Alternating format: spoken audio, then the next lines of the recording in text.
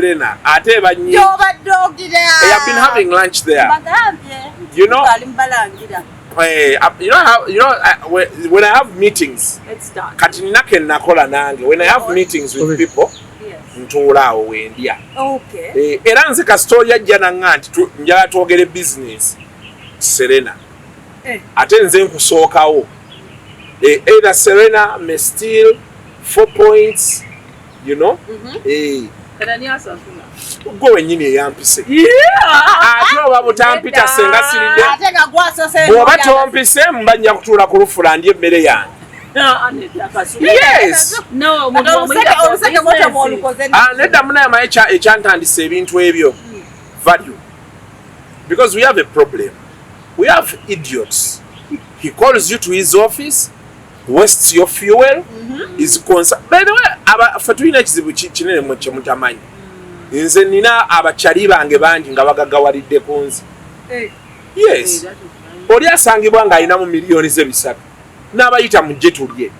Nakoza naye kati olowooza business ya restaurant tukoze tutya. Ne mwogera ne mwemalayo. Ku mmere ey'emitwalo 10. Ne mwogera ne mwemalayo. Kati ye n'apikinga ideas na implementinga. Aye ne mutandika okumwegayira okulyayo kakasowaani k'emmere awo. Okitegeera? Kayino fe waliwo yatutuuza. For 2 hours and a half teri mazzi natugabagera kuwa nawe deal. Nenga kati nze ebyo. Nenda oli ku deal ye. Kyako oli ku deal ye. Ali awe bugolo si bugolo bukotawo. I organizing a miss something. Eyebweru. Gundi mutegedde Peter. Mugambe baba. Peter ayogera nnyo oluusi. Bannange. Tewali yadde nakatuwanga business. Atanafuna business gyagaba naye ajja bbawa. Eddi. Bw'anaaba atuuse. Kyayinza okuba teyabawa kyakunywa naye ajja bbawa business. Naye anti kati olaba, these are things, you know, sometimes when I tell people, abantu baga nti abantu beeraga. It is until you realize nti someone akugyemu an idea worth millions of money that you realize that you have to have value for yourself. That's very true. These people invite us. Oli ajja n'agamba Kasuku njagala kukulaba. N'ovuga amafuta paka ntebe. Kituufu. N'otuula naye. Ye n'alowooza nti akuwadde essowaani y'emmere kinene nnyo. Nze kati depending on where you are. Ne bw'oba ogamba nti njagala kulanga Kasuku live. Bw'oba oyagala langa Kasuku live, weereza ssente ku ssimu, weereza flyers ne write up. Tetugenda kwesanga. Naye gwe oyagala nze nvuge amafuta gange. Nkusange gy'oli olw'okuba ogenda kumpa business Kasuku live. Tekijja soboka. Kuba there is Kasuku live, there is Kasuku the owner, the brand. Yes, so kitegeera. So that's why ojja kuserena n'osooka weeriira mmere yo. Nzija wano nendya ku kyenyinza okubanga sijja kusobola kyegulira. Kubanga emmere ye 17 I can afford it. Okay. But my priority is not that food. You so get me? Yes. So, but then I could want it. Wow. Nene ngambe 17. Nsobola diteekamu amafuta ne ngenda ejjinja ne ntuulako ku Nairo wali. Ne nywerawo akagoni. There are days I drive to Jinja. Ne ngenda ne ngayo bereya. Ne njiteeka mu mazzi beeti ne nnyogoga yokka. Ne njijjayo ne njinywa. And that is therapy. N'otuula n'owummulamu awo. Lwakuba nti kati Doreen ffe tubirabanga ebyettabbu ennyo. I know. But it's just you driving yokka, you go there, do it and come back. Oba okitegeera. Naye for us we keep postponing her. Bannange. Naye obudde. Naye naafuna obudde. Naye n'obaako w'otuula for 3 hours. Kampala to Jinja ng'oyise eri Gayaza teri jam. It's like 1 hour. Yes. Or 1 hour and a half. That's why the nege nile nama ojolo. Exactly. Nogera n'okyekolera. So kati omuntu yenna ali eyo, know your value. Oliba akugamba nti Kasuku njagala kwogera naawe. Akutwale gwe mugambe nti nja kusobola tuula ku mestil. Gwe omusookeyo nze ordering. Gwe omusookeyo oli onywe. bw'aba tasasudde. Anti kati ng'oyo omanya temujja kukola bizinensi. Naye ng'ojja kusasula. Ng'ojja sasula. Of course. Oh. If you cannot afford a meal of 200,000, and you want to talk to me, you're wasting my time. You're wasting my time. That's good. Yes. Oh, that's knowing your value. Yes. So this okay. guy you want to advertise for you. Tosobola kumuteekamu mmere ya mitwalo 2. Oyina ekizibu ku mutwe. You are an idiot, you are a fool. Yes. Okay, kitegedde. So, and it also happens debts. Yeah. What do you mean by debts? Like, Kati tugenze out. You see, me, I'm appreciative of women who know their value. True. Me, I used to meet ladies. Omuwala naga nti naye Kasuku tojja kunsobola. Ekyo nkyagala nnyo. Oli bwaga nti tojja kunsobola. Of course waliwo gw'otunuulira n'olaba ekiyenje n'ogalaba omusiru. Noga kati ono kiki kyaliko musobola. Naye but the thing is, there are those ladies we used to see nga tomusobola. Ekituufu. Va ku bino byolaba. Waliyo bano abawala abasala enjala empanvu ne bambala naye nga balayisi. Ekituufu. Gye bali. But there are But those babes who are genuinely there. Yes. Expensive. Nga if she's not drinking a cognac. What is that? Like Hennessy. Oh, Hennessy mumani. Ochitegede? Yeah, Hennessy. Hennessy is like Hennessy on retail is like 800K. Twogere ku soda. So anti kati wa soda ate talina tasobola kunga nti onsobola. Era kati waliwo abawala abamu nga nze nange nga nabavumanga buvumi. Oli omusanze ali mu kulya lusaniya mwenna muzze ku lusaniya. Naga ati omusobola n'omugawo olinga bbi. Nga sikusobola lwaki. Olusaniya lwesitasobola kugulira oba okitegeera. So because you see also these things doing mwino bigamba abawala as you grade yourself teweesussa. Kati foolaba waliwo omuwala gw'otunuulira kati nga kibbina. Ojja n'okitunuulira nga ssente zaakyo ziina naye nga bekineeyambula onookisobola.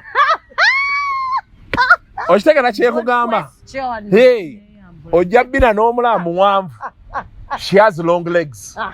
And big legs. Big bums. Kati n'ogamba amaanyi agagenda kisitula nga yina. Oba kitegedde kye ngamba? N'ogamba nsiga yina ne weepimira. Byo by'owulira death at a funeral. Okitegeera kyekugamba? Yes, waliwo kye bayita death at a funeral. Okitegeera kye ngamba? So kati n'abawala nabo nze most times nze most times abawala bembeera nabo mbagamba that it's okay for you to know your value. Know your value. Yes. So kati it's okay what you kati omuwala omusajja bakwana depending on how you see the man.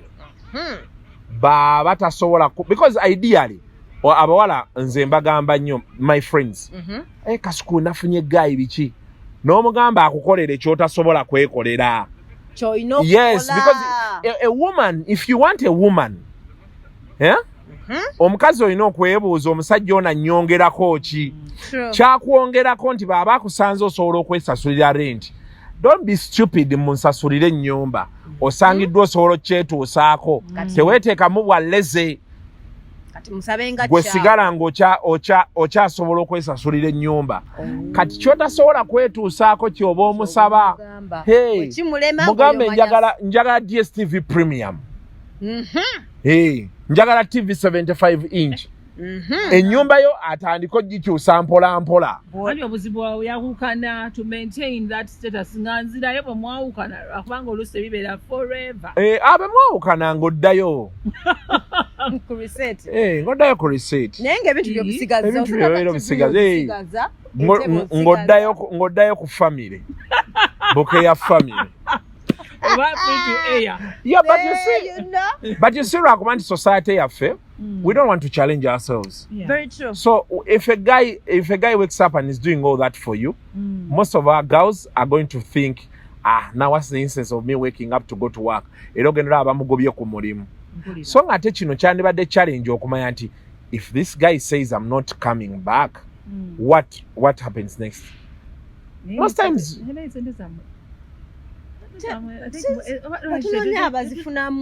Ezaji. Musoka ziteeka mu toyi ne mulyoka muzituwa sikitegeera nga tewali. Anti sente z'okukuula ziringa z'abano bagagga baffe. Olina kuba mugezi nnyo. Anti obeera olaba nti ziri gye zaavudde wakyaliyo.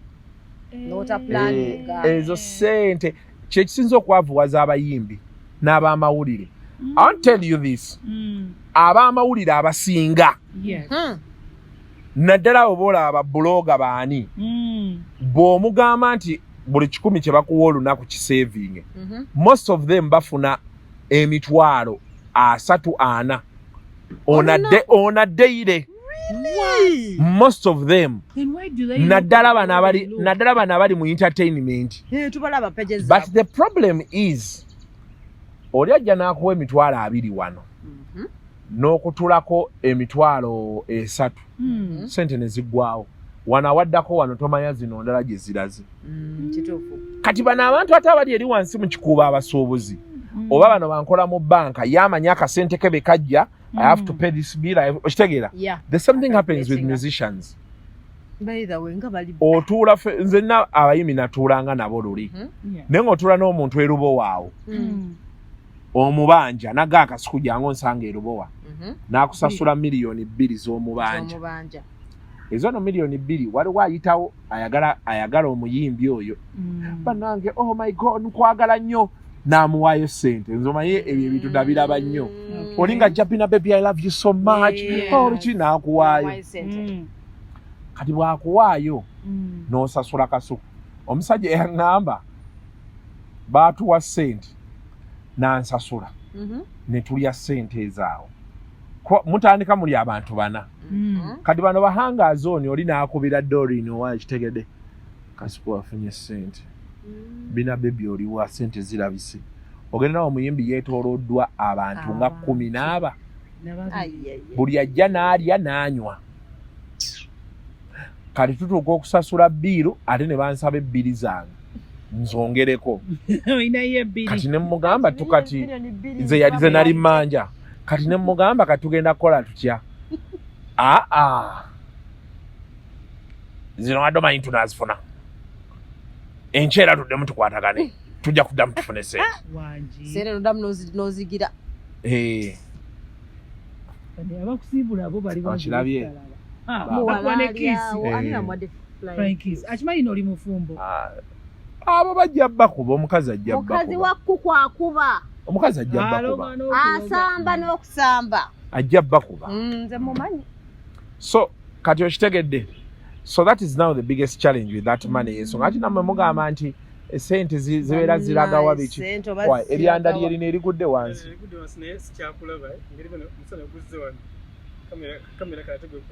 Kati tukoze katudde watudde wano. Twandibadde tudda wano. Cut my thing. The challenge I have with acting, I have issues with concentration. I can't do the same thing like all the time. Cut them. Take 1, cut take 2. Them.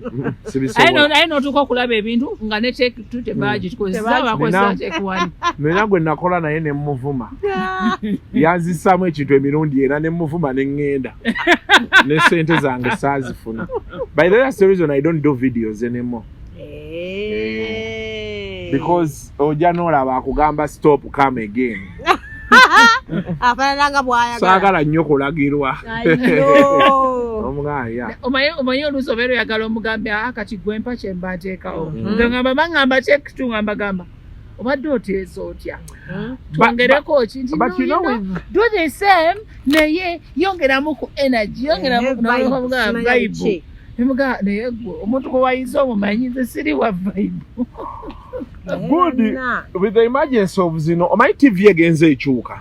Oyo Kamili yakusaba miliyoni 2. Yali ansasula. Bategedde bati. Ono gundi ani mbade ngamba with the emergence of modern times zino ze tutambuliramu. most of our TVs bezitagezeeko kubeera spontaneous zigenda suffering. Nange ndaba buli mwana ali ku YouTube ennaku zino. Anti because there is creative freedom on YouTube. Okay. Now, people have to offer creative freedom. Amidst, because as society has changed, waliwo ebintu society byegenze nti on book tebikkirizibwa, but society has moved past them. Now, most of our TVs especially have failed to move past. Yeah, those scripted morning shows, tezikyakola. I know. Those shows are request shows zikola because yes. Kati bino ebirala. Even now people can access songs. But even now people can access. Edanga information tebagine yabaseleba bwere nyimba zebaleze naye kati request simanyi lwaki somehow bakyazijumbira request bazaagala request zibamu ate zino shows okutuula ne munyumya tezikyatambula mwasuze mutya biche. If you don't get an interesting guest who knows how to converse, you're doomed. Now most of our people who host such shows bakyalimu eri embeera olina okujja ne weewombeeka banange balina kano ke boogerera mu side. Welcome to our TV. That nonsense. I think all of them want to be Farida Nakazibwe. I think there will always be one Nakazibwe. Don't you think so? Nze ndaba ne ku shows endala buli omu ayagala okukola show ezityo. Abeera. And because they think that's the way to go. Balowooza nti abantu be bakolera bategeera tebategeera. Kiringanga n'abakolanga night shows. Okimanyi night shows? Yes. Banteekayo nga mukerebera. Yes. Like because I was one of those. Nze nasooka ddala okukerebera ekiro. Ne bakupa. It was a weakness. Okiraba naye ogenda okulaba buli omu n'atandika munange. The assumption we have is nti betukolera bategeera tebategeera ffe tulina obategeerera oba tulina kubanga bo tulina okuba nga tetutegeera.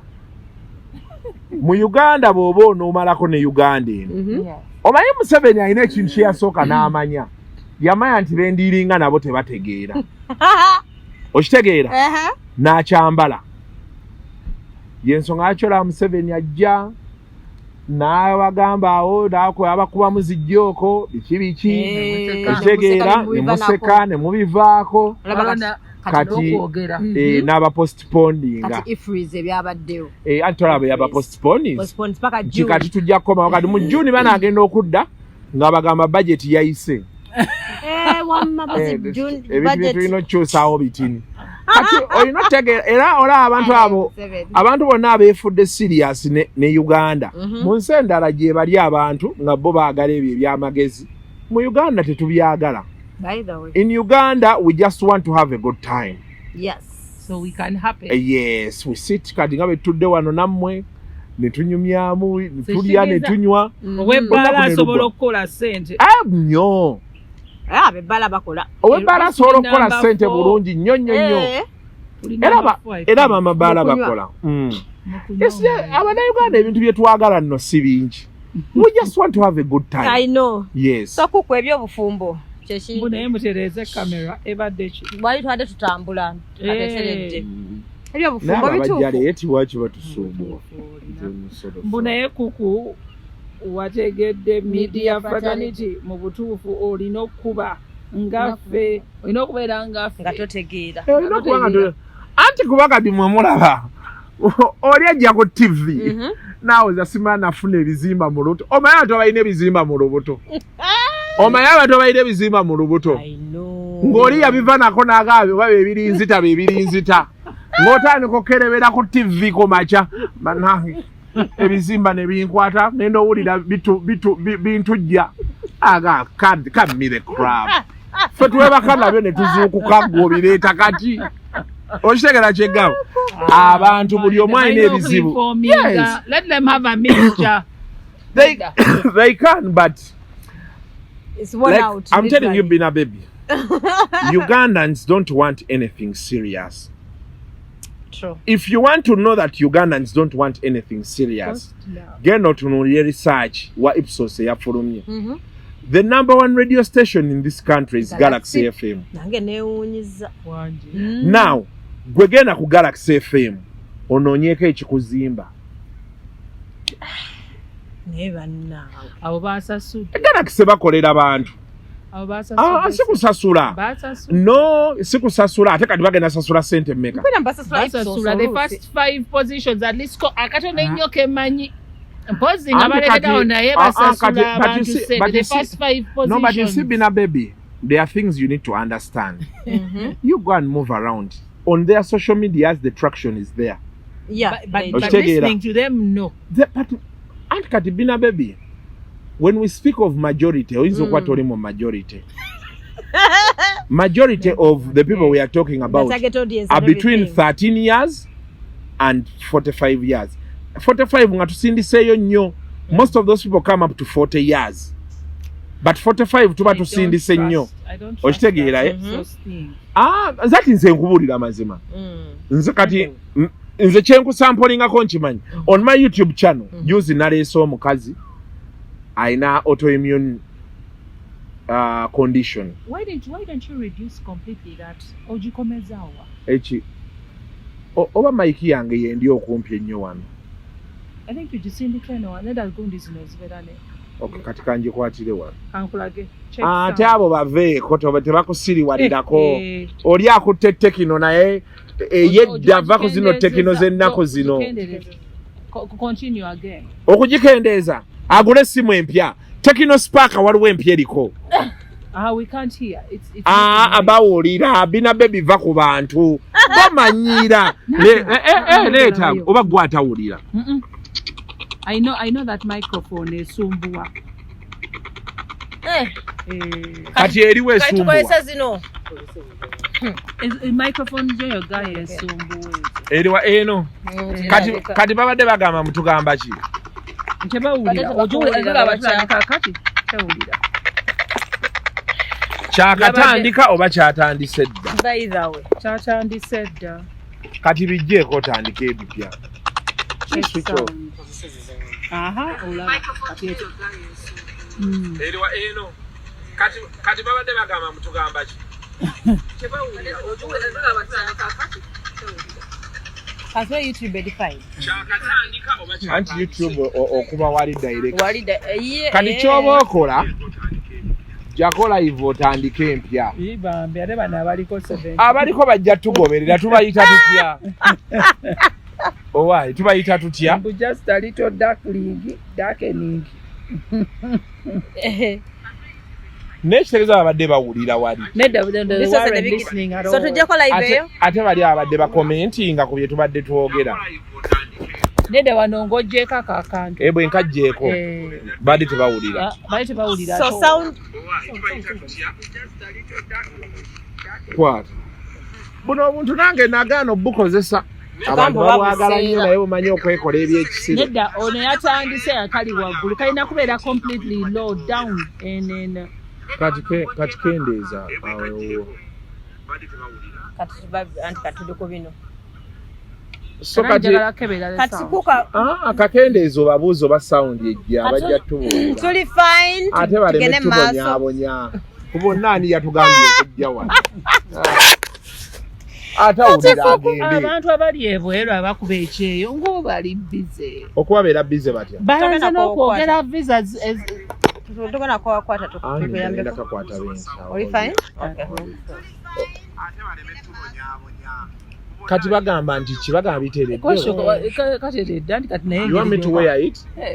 No, nsobola okakwata wano. Tokoowe. Tokayisa wansi kajesi kateeke wano. Obadde oga nti ab'ebweru mbakola ki? Ab'ebweru nga bakuli bubi. Babadde ki? Bagamba nti obalemeddeko abaagenda okuba ekyeyo naye ate gw'ogamba Uganda gwe naawe onoonya gifuluma.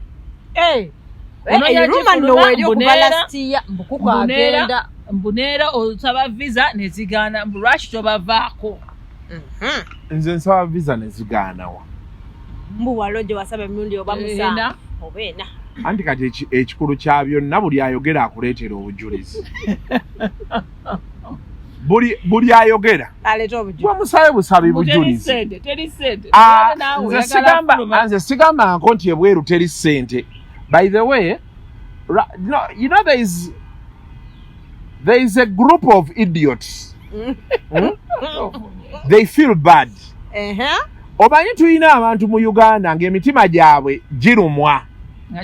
Oli bw'alaba Bina Babie ng'atudde ali akamere ke n'ayisibwa bubi. Okitegeera? Now there is a group of fools. Because they left, they think I'm supposed to leave. That's why. That is one. But of course, I'm not saying I can't leave. If I leave, I will leave the same way you left. Okitegeera kye gamba? But bo balowooza eba nanjogerera nti mbeere nga mbaddamu sigenda baddamu. Sigenda baddamu. Wano we natuuka olabawo Bina Babie. Kati ebintu bye bakola nabikola luli nga nkyazimba kyendiko kati. Kati nze omuntu osobola okunjogerako nenkusanga ne tulya n'emmere buli omu nadda ewuwe. Awo natuukawo. Anti kati Bina Babie, if really me having an argument with you sina kye neeyongerako. Otegera kye gamba? Yes. So most of those people, they want me to talk about them. I'm not going to talk about them. I have far better things I'm doing here. That is one. Yeah, people have been saying those things for a long time. Yeah. But you see, the thing is, ababogera era twalinga nabo eno bagenda. Omuntu ojja n'omubuuza kiki ekikukukusa ng'ogenda. You are going.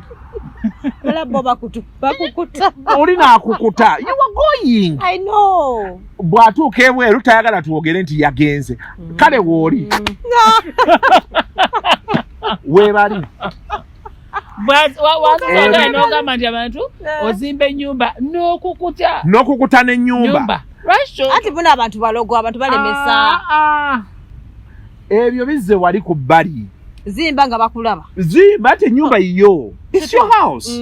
Okitegeera. God is going to fight our battles. Amen. This is something we need to understand. God is going to fight our battles. We are not going to be living on tenterhooks. Nze nakigaana. Abantu bagenda kunjogerera buli kye baagala. I'm not going to buy a new car nkukute nayo tekigenda soboka. Nalaba ng'ogitaddeyo nenga ali eyo bw'oyisibwa obubi, it's up to you. I'm going to drive my new car. I know. Fuel it. Go to where I'm going. Put my madam here. Agifeeling aginyumirwe. Tuvuge tuddeeka. Tugiparkinge. Tuyingire eka twebake. Ate era tuzuukuke. Nga mwe mukyayomba. Bino ebiddako bino ebirala. Oba neeraga oba nkola the rest is up to you. N'ennyumba wemba nguletaka omusingi ntandika mu ndaba. Era ngenda kuzimba ennyumba. Ngisereke. Nkole housewarming. Ngiyingire neebake. Omulogo ojja kukwatagana ne Katonda mwe munaamanya. Kati nze olwo olutalo sirubaamu. Tolwagala mmanya. Ebyo kati nabikwasa dda Katonda ate simulemerako. Bwe ŋŋenda mu kyaki nga mujjukiza ojjukira bye twayogerako nze ŋŋenze. Lwanira. Kati ezino entalo endala is up to you. Gw'oba oyagala lwana ne Kasuku oba nze siyimirizibwa mulogo. Amina.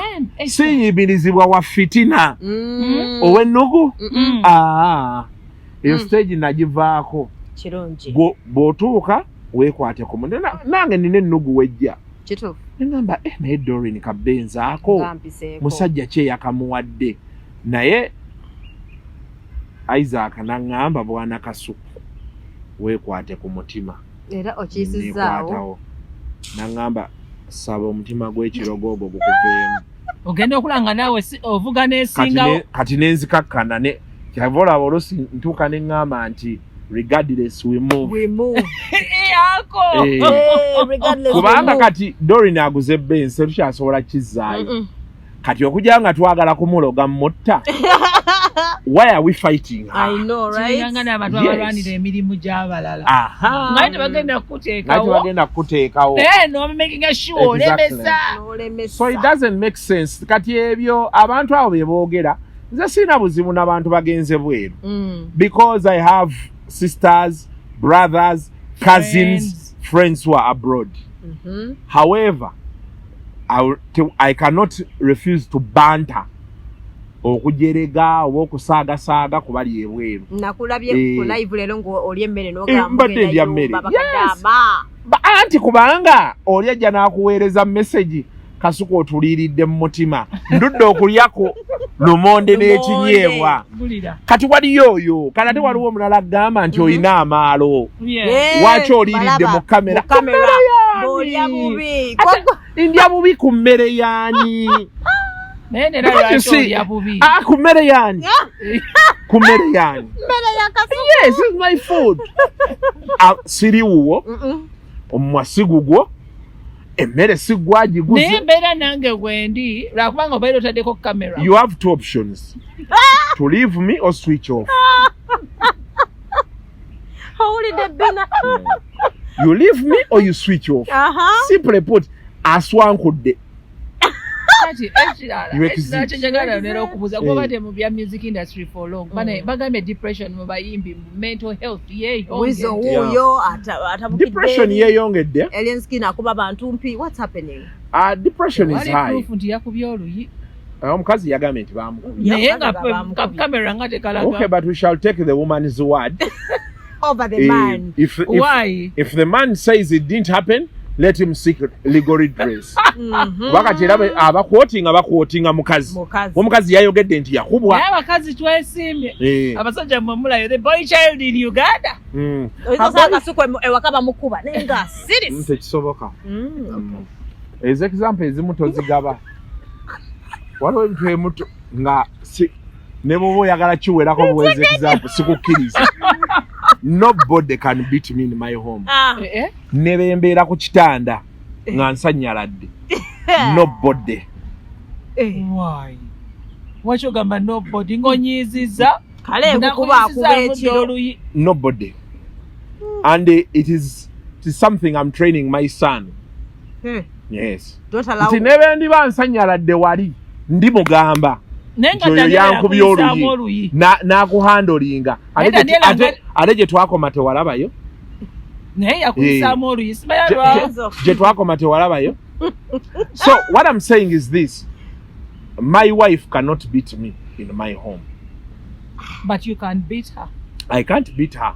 Oh good. But if you've wronged me, I have a right. Kasuku wembanga mpayirinze ebintu nga bingi nga mpulira nkooye. You have a right to leave. No, you have a right to leave. Not to leave, to straighten you. Sibe kikola. Nze by the way nze watching kugambye nti tekisoboka. Because sisuubirayo olunaku lwe bampasa. Nezo omukazi bw'aba nga yampasizza asobola obbikola kuba mbeera wuwe. That is why I avoid women's homes. Ne bw'abeera gwe Bina n'ong'aja nkyalireko oba tulina kapata ewange sijja. Saagala kunjogera wuwo. Yes. Saagala kunjogera wuwo. Nze awantu westali in charge sigendawo. Ne ku mukolo. Yes. Sigendawo benninnya mu siripa z'omwana ne muzinjozesa. Oze n'ebisooto olinye mu ngatto akaana ne kagamba you uncle wash my shoes. Kati bwe tugenda mu woteeri ne mulula mpola. Okitegedde. Ntegeeza abasajja abakyalira abakazi banafu. Omanyi nti babeera banafu. Obeera weetadde mu risiki gy'otalabangako ekyo ky'oba omanya. But like I was telling you wali, I'm also training my son. Yes. That in case I don't have the power anymore, if I ever tell him that your mommy beat me, deal with her thoroughly. Bekiba kyetaagisa ompe ku liiso lye oba erinnyo. Kimuwe ekyokuyiga afe ng'ategedde nti bamanyira abantu. Ati bamanyira abasajja. Tegeeza ffe bino bye tunyiga n'enkwanyugira engatto. Oyinza oginkanyugira nze. Namukasaaza onlesani. Njikuddiza. Ate ezo bema njikuddiza. Sigikanyuga ekkuba. Yes, ze kasito nneegezaamu. Bino abakazi baga nti bakuba abakazi nga tonna bakunneegezaamu era mbeera musajja mulungi nnyo kasito nneegezaamu nzikirizibwa okuvuma ebyo byo biri nnomo okkirizibwa okunvuma kuba nange era nvuma alina gulina kusirika akwanze ndi mukazi tekisoboka kyoba omanya Kasuku mental health era nze wange omukyala tawangulangako argument yonna. I'm always the winner. Batugamba kukuuma emirembe mu maka omukazi is always right. Katonda amusaasidde. Ewange nze mpangula every argument. Yes, ne bebeera y'abaana. Eyo yewangula. Ne bebeera y'abaana omwana najja n'aŋŋamba nti daddy this is blue. Bema natandise nti eyo red tulina omaliriza nga red. Ewange siwangulwa. Naye banna. Ne bebeera video game. Yes. Making sure netugitandika. Era bwe bankuba emirundi enange egyo ngisangula ngamba eyo tetugibala. Bwe mmala owangula ogwange nga ngamba kati game mugijjeko. Yes. Ate ne mbabuuza who is the winner. Bagamba daddy eyo yembeera eryawo butereevu. Saagala baana balowooza ate ne one time nti bansobola. Nyani babeera balabira ddala ng'owangu be bamanyi. Saagala muntu alowooze nti ansobola. Kati nkutegeera abakazi abanyooma abakazi be babaleetera obanyooma. Omulagayo weakness omukazi n'agamba babeera baavu. Mama oli muto. Babeera baavu. Omusajja alina ssente tebamujooga. Lwasagala bamujooga. Tewali yamujooga.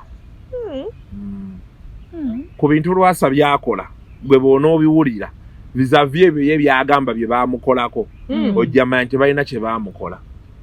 Lwasa nnaajogera ddala full swing. Twali tumanyi bakazi bamujooga. Obatuuka omukolera ebyo byaba abakozi obimanyi. Kati kuku njagala mental health bannange. So mental health, thank you for asking me about mental health. Because I'm a community psychologist. Yes. And of course I deal with issues related to mental health. Lwakuba naawe nno yali ekutute naye anyway. Now the problem we have is most of our people don't want to accept that they're going through something. That they have issues. True. Kati ekisookera ddala mu Uganda wano obuzibu bwe twasoose okufuna. We don't have friends. Tetulina bamikwano kuku. Tetulina bamikwano. Abantu tubeesibako nabo ne batwesibako. Yes. So out of 100 people, only 2 have genuine friends. Yes, by percentage. Wow. Omuntu atudde eyo njagala okebera essimu yo. Olabe abantu bameka b'osobola okkubira ng'olina ekizibu. Ffe kati tuba n'ebizibu. N'okubira kyaliwo n'omugamba ninamu wano ekizibu kya $5,000. N'agamba tagayina. Naye ne emotional support n'atagi offeringa. Nti ndi ku poliisi wano bankutte. Yagalayo $5,000. N'asigala mu buliri bwe nga yeebase. N'akukubira enkeera ssaawa 4. Bw'akukubira ku emu aba akuyambye. Omanya asuza akulowoozaako. Asobola raisinga argument nti natidde sina mmotoka nga sina bwe nkutuukako biki ebyo. Naye asobola okukubira after a week. Oba n'omwekanga. There are sort of people we are living with. We are being with people. Tuyina abantu kati nze ennaku zino manyi okuddayo eka n'entuula n'endaba TV. Era bagamba oddayo mangu naye manyi osaaga. Ennaku ezimu manyi okuddayo amangu n'entuula ssaawa nga 4 n'endaba TV. Kuba kati nga ndaba tekikyalina kye. You know, because we sit with so many people n'obagulira beer ne munywa naye nga tagenda bbeerawo. Oba okitegeera. Kati abantu bano abasinga bolaba betunywa nabo omwenge. Oba betubeera nawo muzi filters snap biki. Si mikwano gyaffe. Okitegeera. Mukwano gwo alina okuba nga alaba embeera gy'olimu. N'agamba naye Bina leero enseka akakankake. Yeah, true. N'atandika okutema. How do I help Bina? Saagala kubuuza Bina. Because for us we think when you ask someone, are you okay? That is all. Yeah, true. You move past. Onako olwaliro olaba issue ya wizo eyo. I know. Yogedde n'abantu bangi. Naye bonna bagamba tetusobola kwogera na wizo. Anti bagamba ali over how. Okitegeera. But now the question is, how did he get there? They are saying the mom. Yeah, bakuzize ekyejo the whole family. They are blaming the mom. Ate mama wabwe asiiba nabo, yanywa nabo omwenge. Okitegeera. If you can relate with Wizo on his good days, why do you tell us you cannot relate with him on his bad days? Okay. Otegeera. Yes, mama wabwe yabakuze ekyejo. But how many years has Wizo spent bukyanga ava ewaabwe? Mama wa asobola okumala ne wiiki nga tamulabye. Ne waliwo mmwe mutuula mu mmotoka ye n'abawola ku mmotoka ye ne mulya ssente ze. Kye mulina kiri kimu kudde eno ku bukuukulu. Fe abamawulire be tuba turipootinga nti omusajja alabika okuba yavuddeko ne mutuwa bwino omusajja yavuddeko tetumanyi musajja bw'akola ki. Kati problemu eyo gye tusinga okuba nayo. Of course waliwo abantu abamu abatasobodde kwekuumirako mikwano. Omuntu yenna yena mu bulamu olina okubeerawo nga waliwo omuntu asobola okukugambako. Okitegeera. And that has to move beyond your parents. And even your wife. Yes. Okitegeera, because your wife may not understand what you're going through. True. Kiyinza okuba kiri work related. Nga tajja kitegeera. Oluusi abakazi beewunza ne beesiriwala. Yes, abakazi beesiriwaza. Wali abakazi nga tayagala wulira bizibu bya musajja. Ngayagala kimusi. Ayagala laba telemundo. Yes. But you see your first reaction area waka. Omusajja akomyewo. Afuluuse nnyo. N'ogamba yakooye ayina bisimu. Oli agamba bugambi omusajja afuluuta. Ennaku zino ofuluuta nnyo. Aliko stress zimutwala. Negwowoza afuluuta. Oba okiraba kye ŋŋamba. Kati oluusi bano abantu be tubeera nabo osooka n'obajjawo. Kuba nabo basuubuzi baagala happy life. Bw'okimanyi nti abantu abasinga bali mu bufumbo for the material things. Yeah, true. That is why most people kati omusajja tunulira nnyo abasajja abayingidde emyaka 5. Either aba yayawukana n'omukazi kubanga ayinayo ka family ke akalala kubanga ayinayo akayumba ke yazimba eyo mwagenda n'abeerako eyo bw'akomawo eka n'asirika. Gwe n'ogamba omwami wange munnayinza owange musirifu kumbe omusajja yawola. Tubeera eyo ne baba serving emmere omusajja alya mpasuju n'omubuuza tobirya ewaka kiki n'agamba kasita naawe oli musajja jojja gye tuli oba okitegeera. Yes, it's happening in homes. It is happening in homes. They are not giving people food. Abantu ne balya emmere n'eggwawo n'oddayo ne bakugamba nti munnaye totera kulya wano tetubali tulowooza nti toolye. The guy who runs the home. Nombuze emmere eyo bwe mugitereka be mbasigiridde enkya temugitandikirako. So kati problem gye tulina nti we don't have friends. Now when we don't have friends we don't have someone to talk to. Very true. Mikwano gyaffe bayina eŋŋambo. I know. Gera n'omunyumizaako n'abitambuza. Baby ajja n'agamba nti owaayi n'akabeera mu kiyimba ogenda owulira omuntu ali ku TV ayogera Bina baby has strange disease. N'ogamba bannaye ate kyavuddewa. And that is now with our celebrities. Otegera kyeggamba. It is now with our celebrities. Because nawe wategeera n'olunaku nga fensi yonna tenakumanya nti Farida nakazibwe nti ali lubuto naye gwe n'omutegeera. Kati nga te Farida maybe she wanted her stuff to be private. Naye gwe wategeera otya nti ali lubuto. Anti era yaŋŋamba muntu we. Kati gobadde olowooza nti nakeera bukeezi kumakya ŋŋambi. Naye nambadde njagala onkebera oba nange ndi lubuto. Yes. And by the way, it moves even just beyond. Because also Juliana naye yali tamanyi nti ali lubuto. Red Pepper yayogera kama yaliyo. And it moves just beyond the friends, even our partners. Abamu tebasirika. Ajja obeera mu relationship n'omuntu ate nga alinayo best friend we. Kati muteesa mwagala tandika company ate bwagamba best friend we kati ate biteeso biva wa best friend ate bijje wana ate bikutuukeko oba okitegeera so ne mubeera mu relationship nga you're dating 3 people nga waliwo best friend okwana mukyalawo ate alinayo komiti y'abantu 2 abamusalirawo bateesa kati bw'omugambako nti bannaye oba omusajja yansiize infection waliwo bintu ebibi batanyumya omusajja yansiize infection tezinzigwa anti obwenzi bwe and it's happening mu ba celebrities kati omuntu agenda otuuka ng'ekitiibwa takyayina nga bitambudde yonna kituufu kati baba talina mikwano gye wano like genuine friends n'alyoka akwata eccupa n'aresortinga ku ekyo ku ccupa yeetaloopa namulabe omuntu alina mikwano gyo waaki okkiriza omuntu okukuba eccupa ya Red Label esooka n'akwata ey'okubiri n'akwata ey'okusatu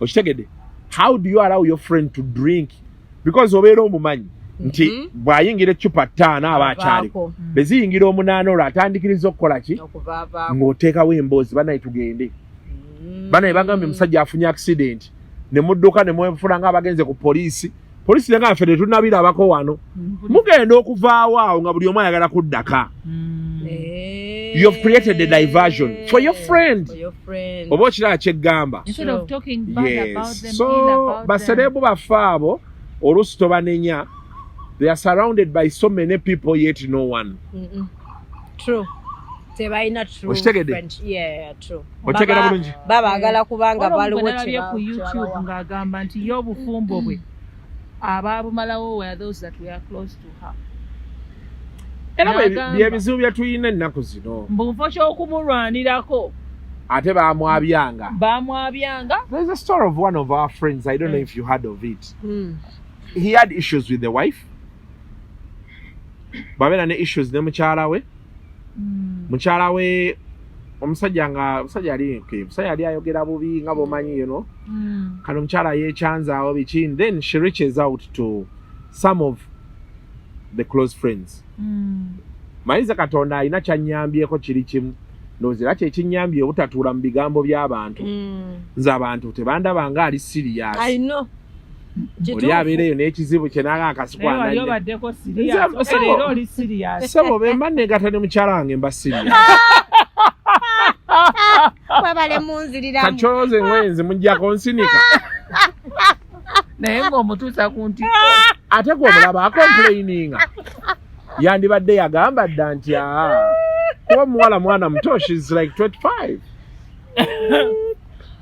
wakana bemuti ensiba egenze ewako wa Doreen kuwakana kati alina emyaka emeka ensawo kwevudde obbakoowa muwakanira abantu be mutamanyi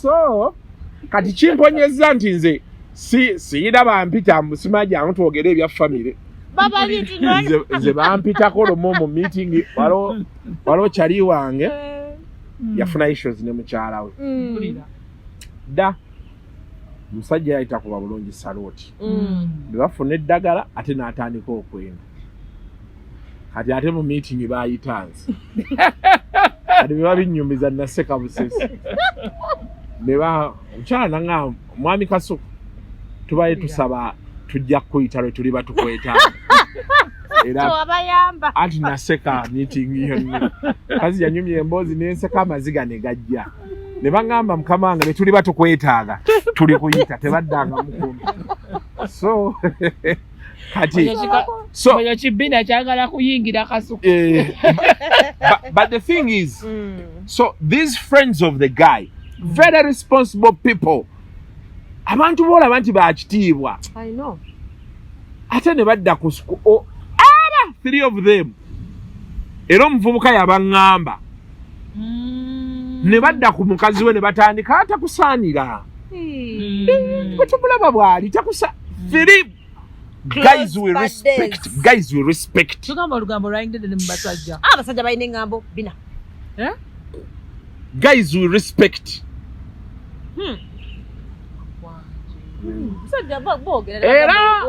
era kyenayiga kati omuntu bw'oba n'ebizibu ndowooza the best advice I would give you out there weekube ne mukyalawo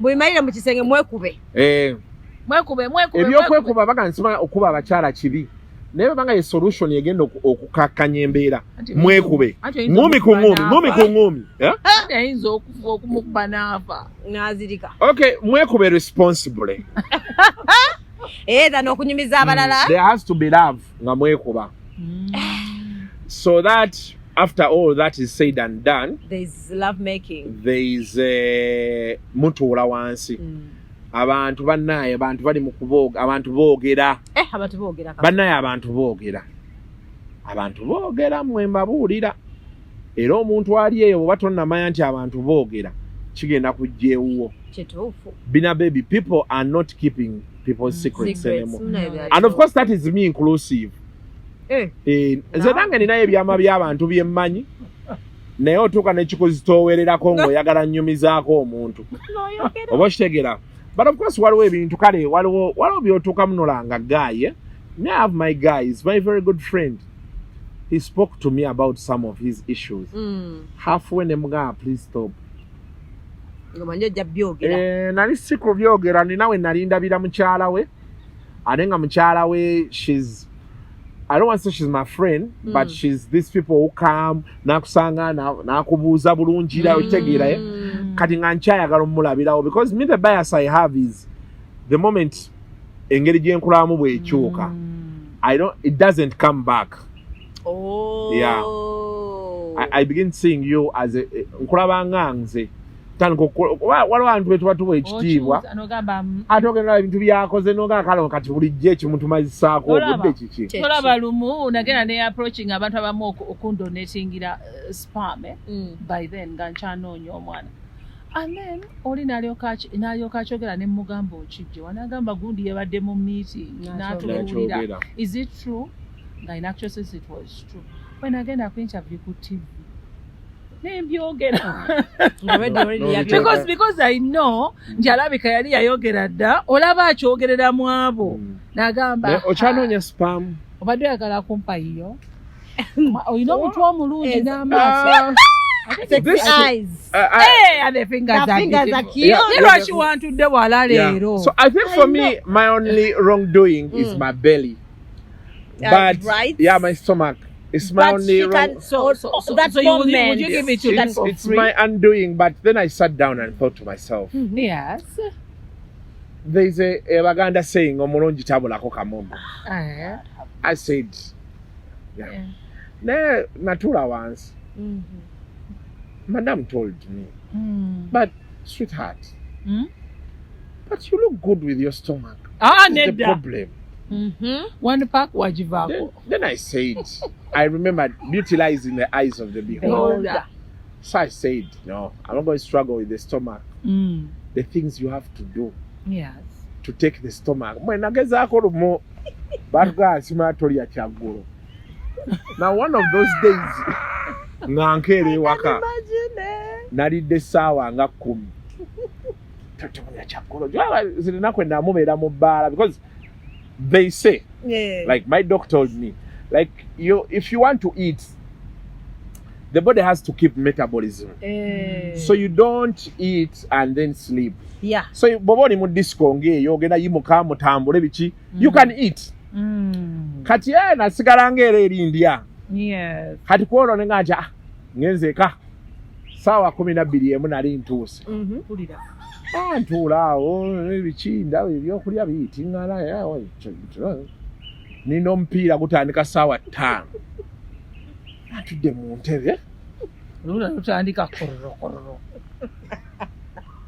engamba naye bannange yatuma olubuto sasi wakirowooza beetu engamba naye bannange ntula saa 5 keep the faith nensirika 6 omupiira guggwa nyingira obuliri otulo tubose nzire eno nzire kyala nga kiki problem eri ki mpa why sitegeera otulo tuganye wabona oba enjala ekuluma amazima I think my soul was just waiting for someone to tell me you are hungry, eat. Why should be like, Omenjare Kuruma Nanga H2 Injare Noma? Which type of food? Because there are two types of food. You give Why should be Omenjare Kuruma Nanga H2 Injare Noma again no worry in Yoka H. Namagamba Mani, bad days have. Surida waka chere. Antela kaka chere ndio mchera awo. Nga rasho fumba washo we fumbira. Namukasa zonne sana. So you mean you can't cook? Akoma onna mukasa. No, but you Era wenkwatira omulawo benki gwankubisa. Bane olokati baba chali. Mama wange yali achali mulamu. Bina ebintu bye bagamba nga nti sima omwana bamuyiza okusaanika biki jajanga era bitandise tusaanika awe emmere bwetwocha nengenda ngenjokyezza muno manyi like okujinyiga. Yep. Ne mugamba mami ndowooza olaba waki bitwocha bwe biti nga wooli n'aliisizaawo etteeka. Abaana bange teri bocha. Yagamba ni. Oh. Yagamba Isaac taddamu okwata. Wadde akamenti awaate ettooke. Takiddamu era sikiddangamu okugola. N'abagamba nti bw'anaakula ajja kuba ne ssente alifuna chefu oba ali wasa omukazi. Amufumbire. So you can't cook? I can't. Nothing at all. Nze nejje erya boiled egg simanyi bwe balifumba. Simanyi. N'okufumba amazzi ag'okunaaba. Ag'okunaaba bakyafumba amazzi g'okunaaba. Naye ag'okunywa nago simanyi.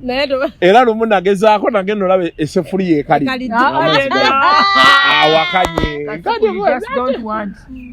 That is what I'm trying to say. So it is not my role to do those things. So you ate the rice. I ate the rice and I had a good night's sleep. After that. Yes. So from there no gamba traveling. Ebyo nembi dumpinga. Era nze ekyokulya we kijjira oba kizze ku 11 oba kizze ku 12 oba kizze ku 8 gwa kiro bemba njagala kulya I eat. You eat. Siriiko ebyo. Kyogamba omuzuukusa n'omugamba honey I want if I'm hungry. Please, if I'm hungry. No, but she does it out of love. Kati mwe mwina ababaagala muzunga buzungu muje. N'omukazi mwagala olunda beeri abaana bawulira eng'ombe ja daddy's back. Daddy's back. Ne parkinga. Nesooka ne tuzina mu daddy's back. Ne bambuuza daddy you drive us around. Neefuluma ne yeetoola ring road yeti. Neekomawo. Ezo obutafuna mmere ku mwenda gwa kiro. Omukyala n'akola atyo. Ate naye aba happy okundabako. Ndabika. Kikyereka n'omusolo gwa kameza oteekawo gwa Miamu limited edition. Oh God. Limited edition. Kati Tupac yakirawa. Tupac yani. Wali ogamba mboweza Tupac. Okwera na wali okoze kuku. But I'm okay. Okay, but so you see. Tuli ku Pax maker. No, but the thing is I'm sisobola kufuuka kamio. Now past that stage. Oh. Era waliwo abantu nga bentuukawo bagamba obulwadde bumutwala. Weewulira nti oba tumukolereyo ka kawash. So kati we are all we are all just 1 minute away from a kawash. Ozi bagamba okaweerire abaagala okukwera kawash tulikola. Mujjaji nituuka nga njeetaaga era mujjajjikola. Mwe munjaga abantu banjagala. Era bakwagala. Yes. So nze byebinkoza byenjagala because people like me. People love me. Yes. So benatuuka nga neetaaga obuyambi era bajja kujja. But sigenda kubonaabona because you people love me and you want to see me small. It's not going to happen. It is not going to happen. You will stop me. Benatuuka nga neetaaga kunuunamu masavu era mujja sonda. Bagaye badna. Okirabye? Balina okunulamu ku masavu ga susu. Yes. Ne kawash okimanyi tewera. Egoloze yene wera but kawashebera goodwill gesture from the people kulaga nti kale nabo balina kye bacontributing. Most times temuvaamu sente nyingi ziri awo but the love the gesture that comes with it etuba tumanyi nti ogenda fa naye ne tugamba katumulageyo love omulundi ogusemba. Bina yagala ku mazzi for real spams. You want spams Bina baby? You don't want? You're willing to give me a spam. Yeah. We can have a discussion with my madam. Yes. No, we have to have a discussion because the thing is this. For me, I that business of ate omwana simayanze nja mwekuliza tegikole wange. Bozade kubali obaleta.